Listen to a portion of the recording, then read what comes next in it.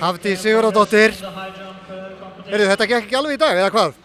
Nei, það fór ekki alveg eins og ég hefði viljað. En serían var ágætt, en ég fílaði mig ekki alveg nógu vel. En svona þetta bara. Ok, þú fílaði ekki alveg nógu vel, en keppnisaðstæður samt og keppinautar, allt í góðu með það? Já, bara líkamlega var ég ekki alveg í standi. En það var frábær stemming í höllinni og allir tóku undir og keppnin var flott líka. Þannig að ég bara náði bara því miður ekki alveg að performa eins og ég hefði viljað. Heyrðu, við sem að höfum séð myndina Hafdísi vitum að þú gefst aldrei upp. Þetta er búin að vera löng leið. Hvernig er ástandið heima núna þegar þú ert hér?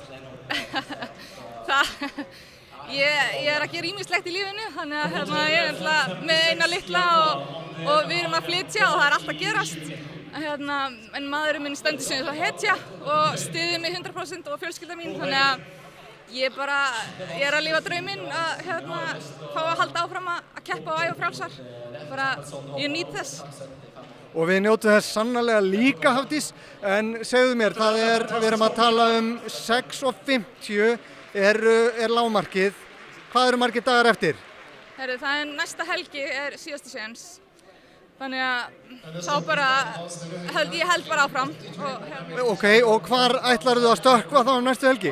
Það er bara í Laugardalnum, bara heim á Íslandi. Er það á móti á Laugardalnum á Íslandi, þannig að þangað getur fólki komið og hvatt þig? Já, bara endilega fylla Laugardalshöllina og hafa gaman og styðja þetta flotta fólk sem við eigum. Koma okkur alla leið. Frábært, takk kærlega fyrir Hafdís Sigurðardóttir langstökkvari. Takk fyrir.